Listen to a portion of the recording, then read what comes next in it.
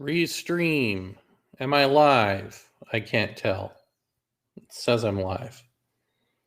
Hi, everyone.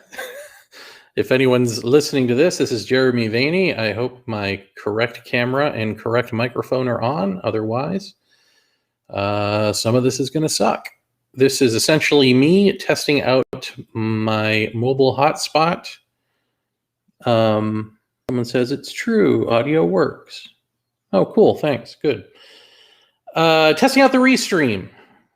Testing out the mobile hotspot. Testing out Twitch. And wherever else this thing is going, just to make sure it works for the Living Mystery Symposium, which is coming to you live and for completely free. You don't even have to sign up. You just have to find it on Twitch or Facebook or YouTube or Twitter or wherever the hell I am. June 4th to the 6th. So that's a Friday, a Saturday, and a Sunday. Where we will be discussing diversity in consciousness. Because, you know, in New Agey world and in spiritual world, sometimes they overlap, sometimes they're not always garbage. We like to say like everything is one, right? Oneness, one energy, but we never talk about what are the consciousnesses within that oneness. We like to just sort of jump ahead and skip over. So we're going to talk about diversity in consciousness, which includes more than human consciousness. So we're going to start off talking about indigenous mind versus westernized mind from two indigenous perspectives, Lakota and a particular Hawaiian perspective. In a conversation with Tiokasin Ghost Horse and Lahua Lopez and myself, and that'll kick things off on that Friday evening. And then from there, we'll end up seeing a program from Dr. Dennis McKenna on the origins of consciousness and psychedelics, and Whitley Strieber bringing into the fold what he would say is visitor consciousness, or for people who still use the term alien abductions, that's what he's talking about. And then Jeff Kripal, who is the religious studies chair at Rice University and an author of a cajillion books. He will, well, we'll see what he's talking about. He'll be talking about something. He'll be probably doing an umbrella contextualization of all of this stuff. That would be my guess. And is that everyone? I think that's everyone. And then, so those three will likely be on Saturday. And then Sunday, we're going to do a live roundtable chat with all of us. And hopefully, if I know how to do this correctly, we'll be taking your questions from the chats on those prior 2 days. If I screw something up, you can definitely email me your question, jeremy@ourundoing.com. Or when you come in on Saturday, put your, we'll be all together then. You can chat us live. So lots of ways for me to screw up getting your questions to them. And only you have the power to make it better. Someone says, seems better than the last time. Good, because I'm actually, the problem with me doing any sort of online conference is that my internet connection is rural, which is to say it's terrible. So this is my first time checking out mobile hotspot. And if this is the way to go, then we're going to buy a big old mobile hotspot plan and do this. Because everyone else will look great and sound great, and I will be choppy and terrible. That's kind of the way this works. So it is, oh, hey, someone's actually joined me. I put out links if anyone wanted to join me. And Matthew is, I guess, joining me on air here. Matthew, are you there? Matthew, going once? Matthew, I hear sound. You hear Matthew? me? Can you hear me now? Yes. How you doing? I'm good. What's up?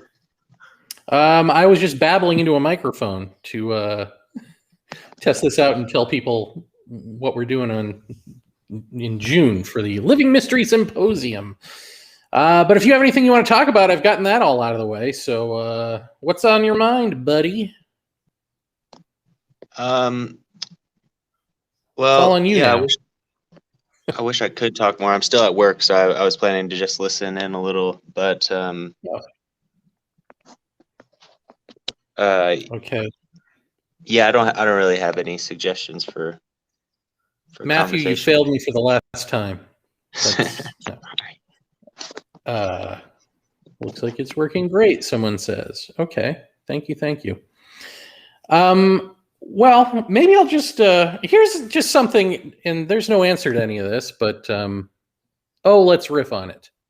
And I don't mean you, Matthew. Obviously, you're at work, but when I say let's, I mean the royal let's.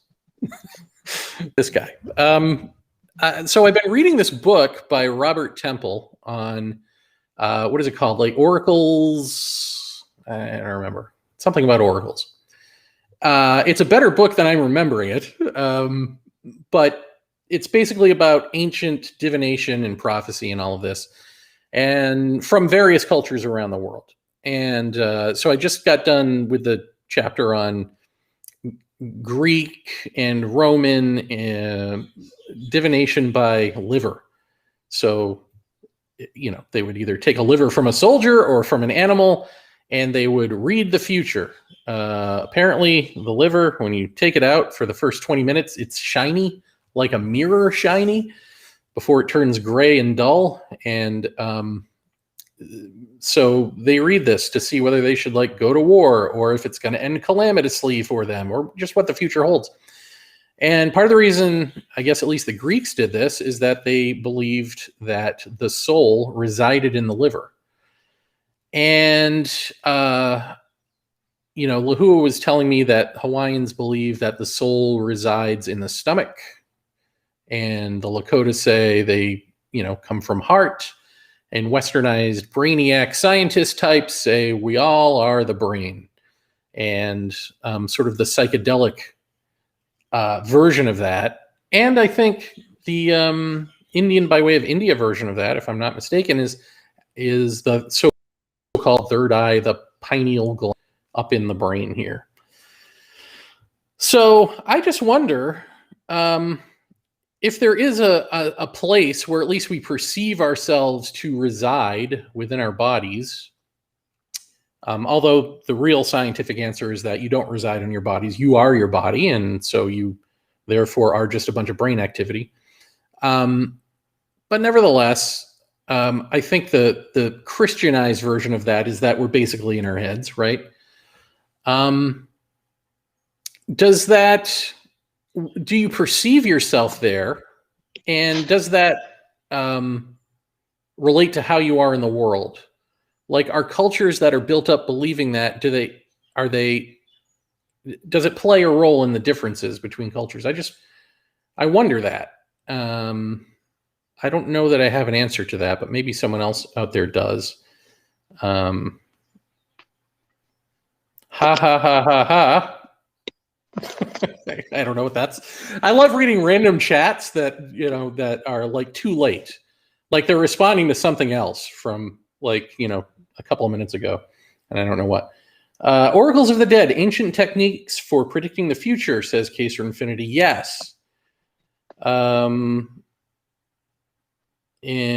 he also says your video does freeze and get fuzzy on occasion. Well, I could take off the autofocus and see if that unfuzzies me, but maybe I will just keep freezing because I'm freeze worthy. I don't know. All right. I don't really have much to talk about. I really was just doing this to test things out and to see if anyone would respond on no notice.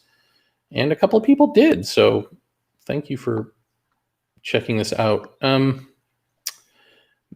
don't know. Maybe I just will leave on one note, since I come from UFO world in terms of how anyone may know me, which is that there's this hullabaloo going on about disclosure and footage of what may be a triangle or a pyramid shape in the sky coming out of the Navy and all this sort of stuff. And just a reminder for you out there who may be new to this, who maybe aren't involved in UFO world. This happens once every few years. Some sort of footage or some sort of fake whistleblower steps forward and causes a stir, and we all think the big disclosure about aliens is coming, and it never does, because it never is. And I would argue from experience and from study that this sense of alien NAFTA, galactic, treaties, and the Star Trek future and the such isn't what it's about. That's actually never going to happen, because that's not what this phenomenon is. And we don't know what it is. It's an unknown. Perhaps it's an unknowable, but it's definitely an unknown. But it caters to that belief system for sure. It will behave in a way that you expect it to behave, which tells me that it probably needs us to perceive it to be here in some way. Or in some way, however we define it is what gives this intelligence its shape. And so it is, we look back at the past and we look at like fairy folklore or ancient whatever, and we say, oh, that's how those crude people interpreted the thing that I know, which is aliens, because I'm forward-thinking futurist modern human. But no, they probably saw fairies, they probably saw demons, they probably saw angels. They probably, just as you probably see aliens. You see, it's silly putty is what this is. So yeah, I've got something there, because I've been looking into mythology more recently, especially after finding the psychoanalyst Robert Moore and also Robert Bly. And Robert Bly wrote a book called Iron John, and he also talks about Peter Pan a little. And I've been listening to that book this week. I feel like it has a lot of tricky wordplay in there, and it feels like it's sort of, similar to what the stuff you're talking about. Huh. Okay, but it's not related directly to it.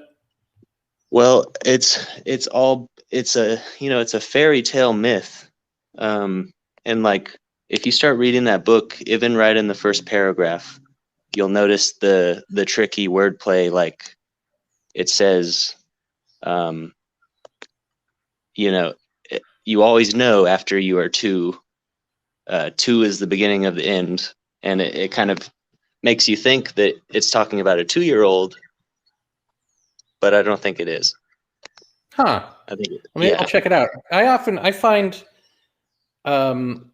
that people who work in peripheral areas, and even just people who write fiction, I think often have a better handle on what's going on in UFO world than the people in UFO world, if that makes sense. So like George Hansen, who wrote The Trickster and the Paranormal, I mean, he nails it, even though he's not a ufologist. And Jeff Kripal, I think his contribution, the McKennas, Dennis and Terrence McKenna, I think their contribution, though outside the field, is probably more beneficial for the field than anything in the field, with the exception of Jacques Vallée. And when I say with the exception of Jacques Vallée, I mean prior to now. Jacques Vallée now claiming to work on metals from spaceships and stuff at MIT or whatever, Stanford or wherever the hell, with Gary Nolan and company. I think that's a ruse. I think that is like, if you want a psyop, that's probably as close as you're going to come to like blatant, stupid psyop stuff. That's my opinion. But I think his other work prior to that is great. But in ufology, there's not a lot of greatness, unfortunately. On the abduction side, when Whitley Strieber talks about his own experiences, when he writes about his own experiences, that's all top notch. When he strays from that, and it's hit or miss. But I think when he keys into his own stuff, it's usually good.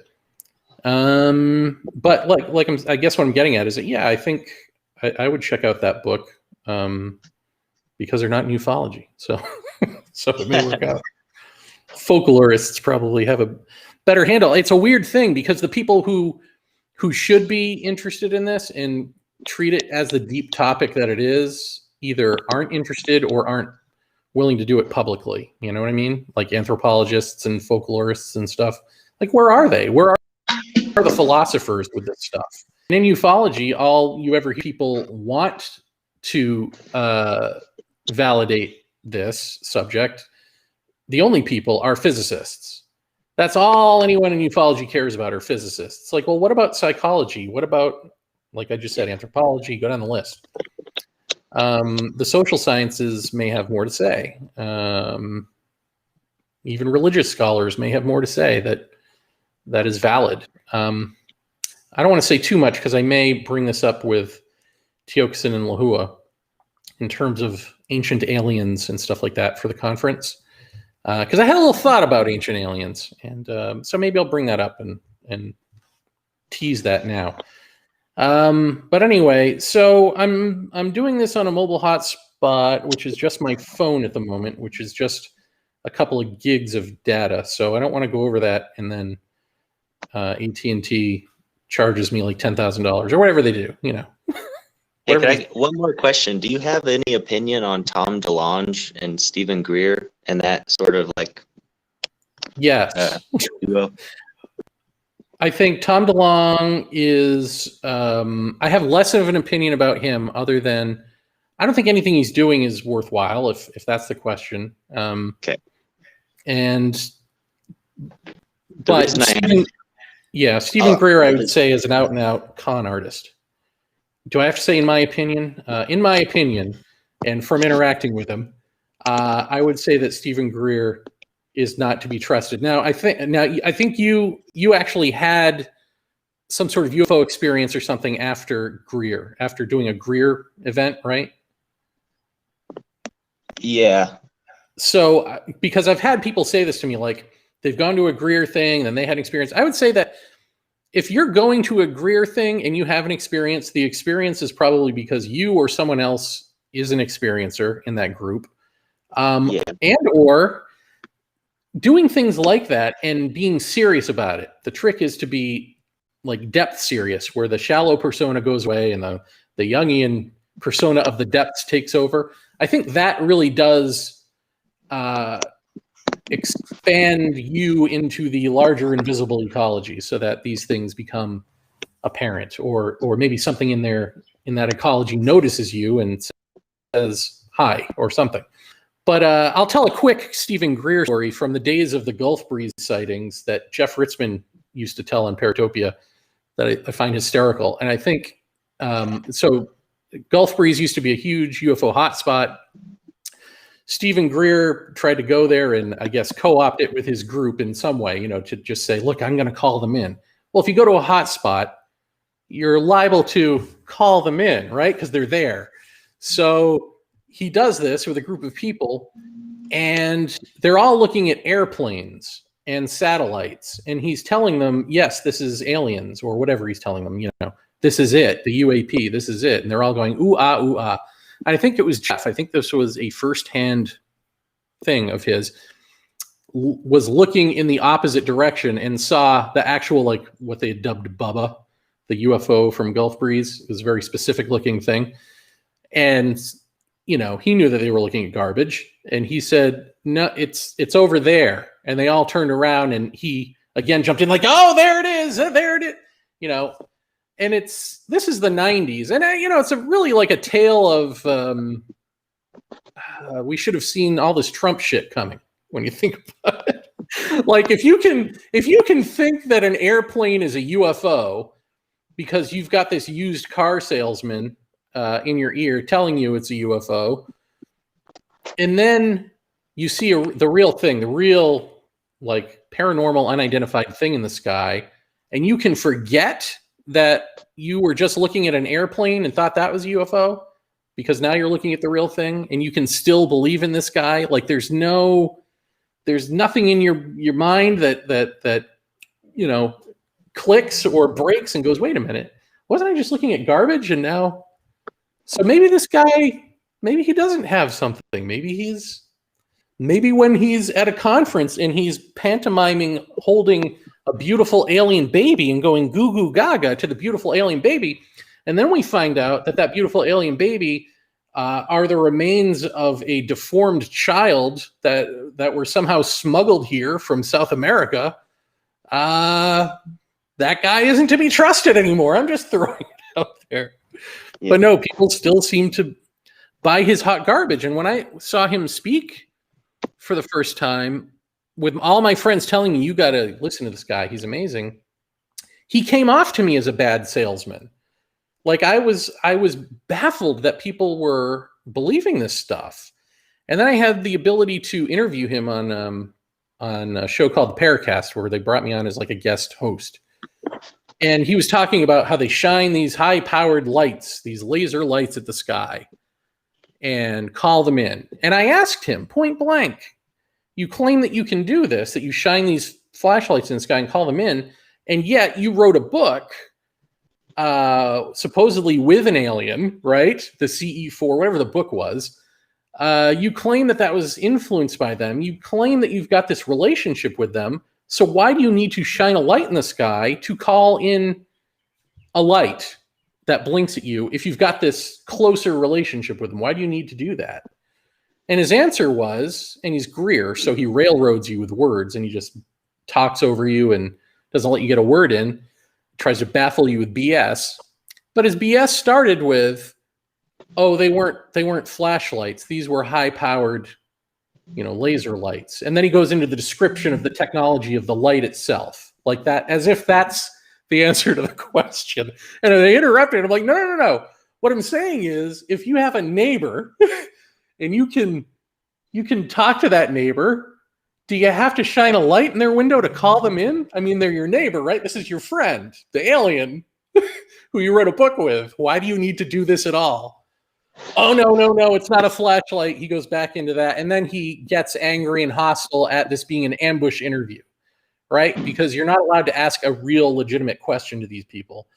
Otherwise, you're challenging them. He's such an odd character. And the reason I asked about him and DeLonge is just because I've read that book Initiated by Matthew Roberts, who was like formerly in the Navy. I don't know if you've had a chance to read that, but he was the guy who put me on to Robert Moore, who wrote a book called The King, the Warrior, the Lover, and the Magician. And it's basically just Jungian structural psychoanalysis, I guess is what he calls it. Okay. And he also, in that book, talks about Tom DeLonge and how he says he can clearly hear these like hidden messages in his songs. And, I mean, my brother was also on the Nimitz, a different ship than Matthew, but I've been like looking into this for 40 months now. And I finally come around to read Tom's books. And I don't know, I feel like he kind of gets it. I mean, just based on the stuff he doesn't say, not really the stuff he does say, Like I said, I'm lukewarm on him. I don't know. I just know that anytime people organize around this stuff, especially coming in from the outside with money and some sort of fame or something, Greer, Tom DeLonge, it never quite goes the way they want it to. Like the To the Stars Academy, they started off trying to say, look, we're a real organization, we're scientific, and we're going to have an entertainment component to it. And then the verbiage went straight to, actually, we're an entertainment outfit, and we're going to do a little bit of science. Like, they really switched up just the verbiage of what they're even about. And I'm pretty sure he's not, right? Correct me if I'm wrong, but he's not real forthcoming with any evidence of, it's all just this, believe me, right? Like, I'm not lying to you, so just believe that we're doing this work, and just believe that we've got this and that footage and that it means something, and just believe that this guy, even though, the intelligence agencies say they don't really know him, he claims he worked for this UFO organization. Now, he's not going to come forward with those credentials, but just believe him because he's associated with us. It's all of that sort of stuff. Yeah. And it doesn't mean that he's lying. It just means that it's we've seen this act before, and it's a whole bunch of like showmanship, you know, and it could change. I mean, who knows? But I don't see it going anywhere. Never seems to. Okay. Cool. Well, thank you. Just wanted to get your thoughts on that. Yeah. But if you disagree, feel free. Don't feel like I'm not trying to trash talk you or even him. If Greer, yes. I guess after reading through Tom's book, I don't know. I start to feel like maybe they're both playing politics together, or like doing something. Like I don't know. They're really confusing to me. And another person is besides Tom DeLonge is Dan Reynolds from Imagine Dragons, and another person is, I guess more recently, but Keisha. Her latest albums are, I mean, there's one song she talks about seeing a UFO in the sky, and then she's started this podcast recently where she interviews experiencers. Ah, interesting. Yeah, it's Well, like Keisha and the Kikis. I mean, yeah. I mean, it's interesting. You know, what's funny to me is like, so I thought I was an experiencer since high school, and I'm now like whatever I am, 47. So I feel like early on I had the ability to go through what I now know are stages, which some people don't get out of, you know, belief in this or theorizing or whatever, you know.